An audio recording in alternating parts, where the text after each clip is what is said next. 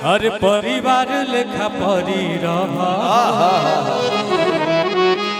हर परिवार लेखा परी रहा कि अरे तू ही तो हो बारू हमरा आँख के पुतरिया जानू मोर चेहरा के जरिया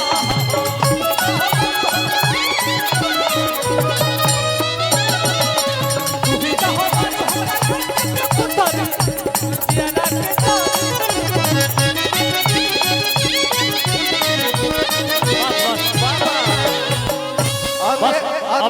अन्य तमाम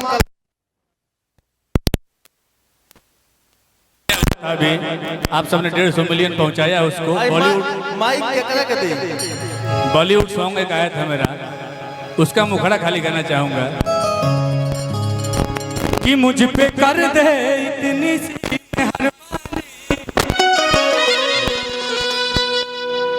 मेरा और सनी लियोन जी के साथ था वीडियो, ये कुछ अलग अंदाज में।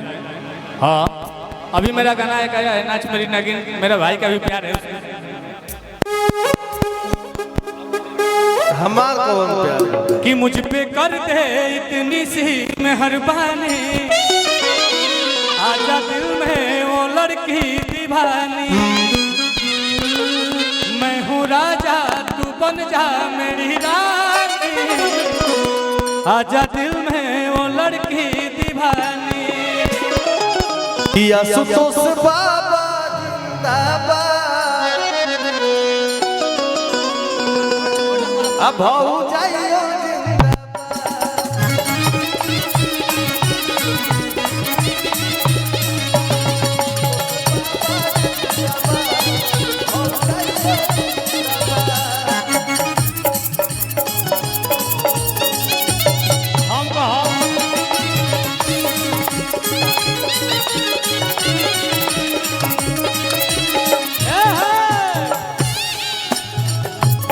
आशुतोष बाबा जिंदाबाद, इनकर भाइयों जिंदाबाद।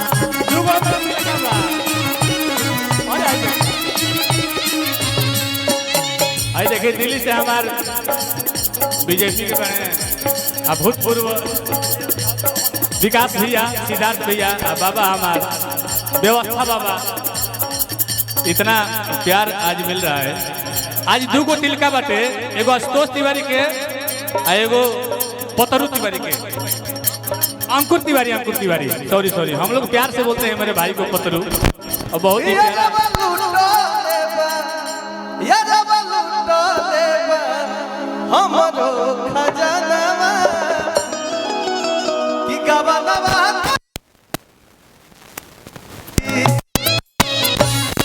जियो से कि जवना मेरा डलिया कोयलिया बोली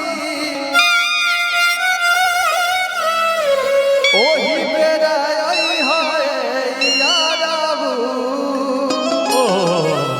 मेरा बहुत सारा, मेरे भाई ने मुझे बहुत सारा चीज जिंदगी में दिए हैं, ये भी एक से एक कंपोजिशन, एक से एक प्यार दिए हैं इनका। और हम लोग चल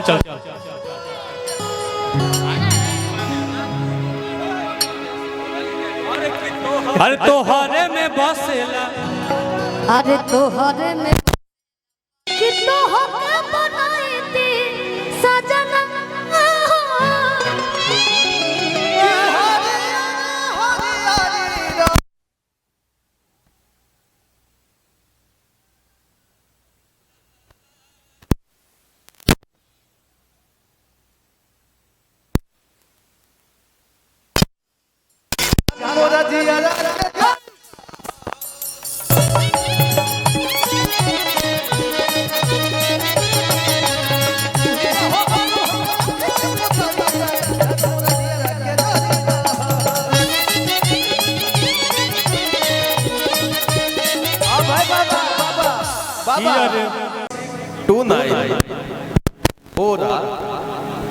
और गाड़ी BR44 M5646 I20, ये दोनों गाड़ी के ड्राइवर चल जाओ।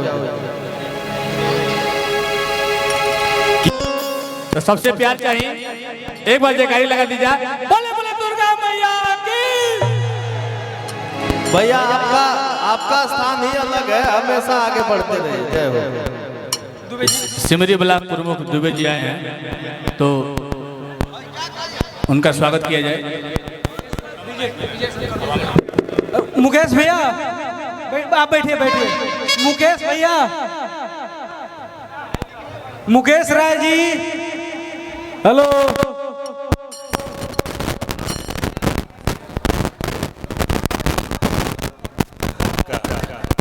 आंसू बाबा इधर आएंगे, हमारे गार्जियन आइए। रुकिए रुकिए रुकिए रुकिए, एक मिनट रुकिए। आंसू भैया आइए, इधर आइए। मुकेश राय पता नहीं कहाँ गए। कोई नहीं, आप करेंगे भैया को।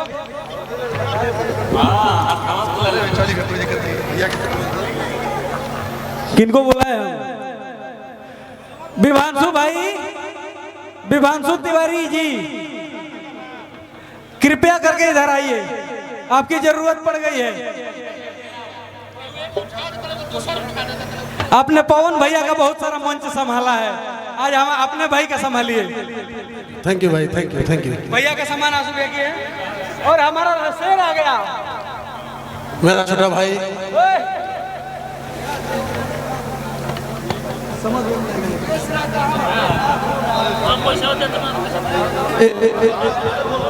हम लोग के बड़े भैया आदरणीय देसी स्टार हमारे माननीय समर भैया जी। भैया स्वागत है आपका आशुतोष तिवारी जी के तिलकोत्सव में, और थोड़ा सा मंच खाली कर दीजिए। जो भी लोग हैं यहाँ, सभी लोग, शुभम भैया, सुजय फिल्म नीचे बैठिए, विक्की यादव जी नीचे बैठिए, मतलब नीचे सोफा पे, और हमारे